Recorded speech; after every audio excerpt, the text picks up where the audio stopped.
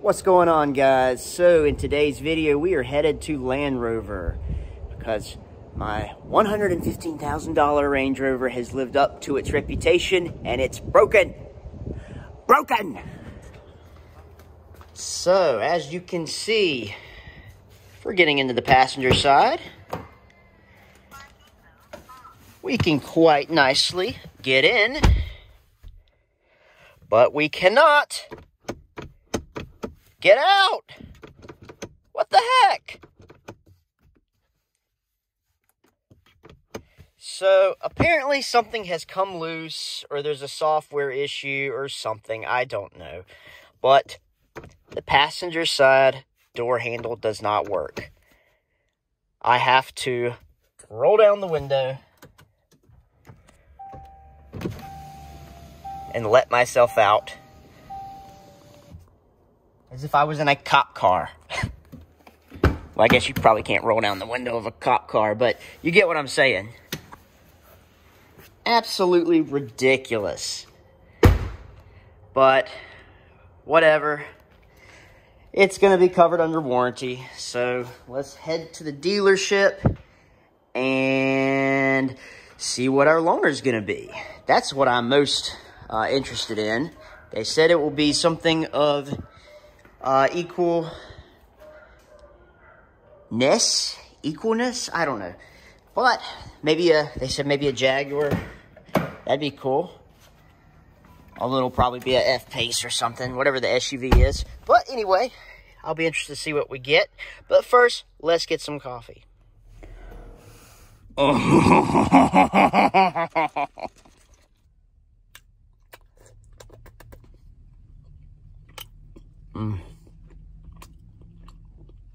Decadent. A couple cool things to show you while we are on the way, heading down the highway. First of all, just look at the water on the windshield. Can you see that? It's just flowing off.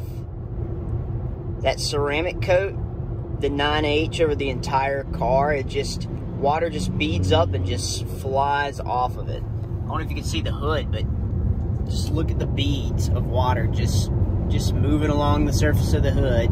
I really don't even need the wipers. They're just in automatic mode, so they're still doing their wiper thing, but you don't need no Rain-X when you have a ceramic coat.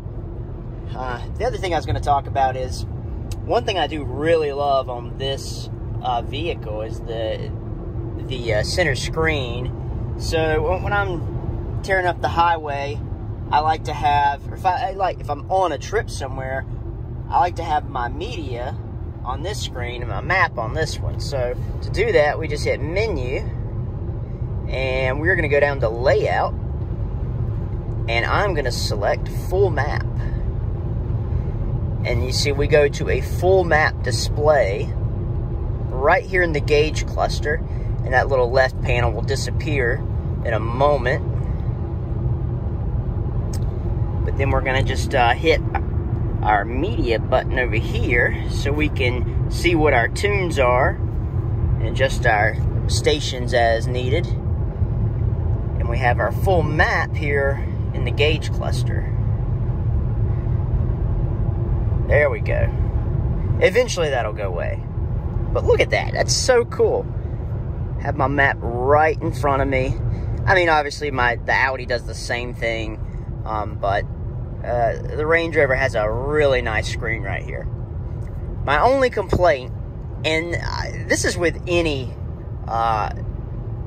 gauge display like this that has maps built in, as far as I'm aware, you can only use the car's navigation in the gauge cluster. I cannot use CarPlay over here. So if I'm using my Apple Maps or Waze or something, I cannot project that into this screen. I can only use the car's navigation. Luckily, the Range Rover has pretty good navigation, and I'm pretty happy with it. But it'd be cool if I could use Waze or Apple Maps and put it up here in this screen. But you can't. I don't know if that's some weird federal issue thing with some obscure law, or if it's just a compatibility issue. I have no idea. But anyway, it'd be real cool if you could use that in this screen. All right, we're pulling in.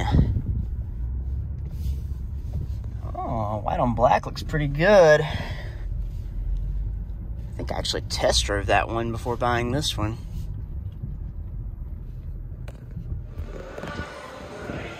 All right, so this is what we get. A Discovery Sport. Don't know if I'd call this equivalent, but it is black on black. All right, let's check it out. A little wet.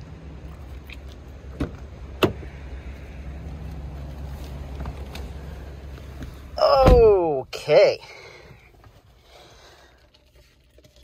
All right. Pretty neat. All right, well, let's head home. Well, first impressions, it's not bad. It's pretty comfy and mostly nice materials. I mean, it's not as nice as the Range Rover, but I don't hate it. It interior reminds me of the Evoque we just rented. We were up in PA for a wedding. Yeah, drives nice. They gave me a full tank of gas. How nice. Even got a heads-up display. So I guess this is a higher trim level Discovery Sport. What is Discovery Sport? Is that like the Range Rover Sport, where it's kind of a different model and smaller, or I don't know. I'll have to look this up. All right, well, let's head home with the loaner. And they said since it's not anything, it's not a drivability concern. If it's something they have to order a part for, they'll just let me know and I can come pick up the Rover and drive it till the part comes in. Or if it's just a software issue or something they can fix with a flash or something, then, you know, obviously I can just pick it up fixed. So let's hope for that. But for now, let's head home. Just made it back to the house, so I figured I'd give you another walk around of the Discovery now that we're not in the rain. Discovery Sport R Dynamic. It looks pretty good. I like the DRLs. Looks good in black on black.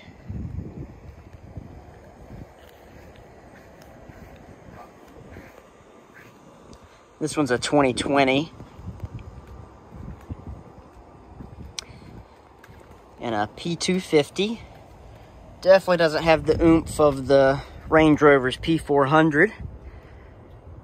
But what do you expect? It's a nice car, nice loaner. And the interior is pretty nice. Leather. Oh, still got the little leather tag on there.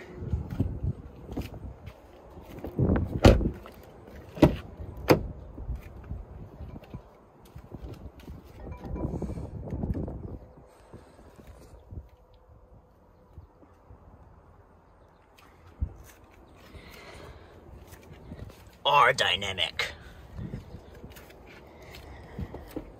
All right, well, I think that's going to be it for this one.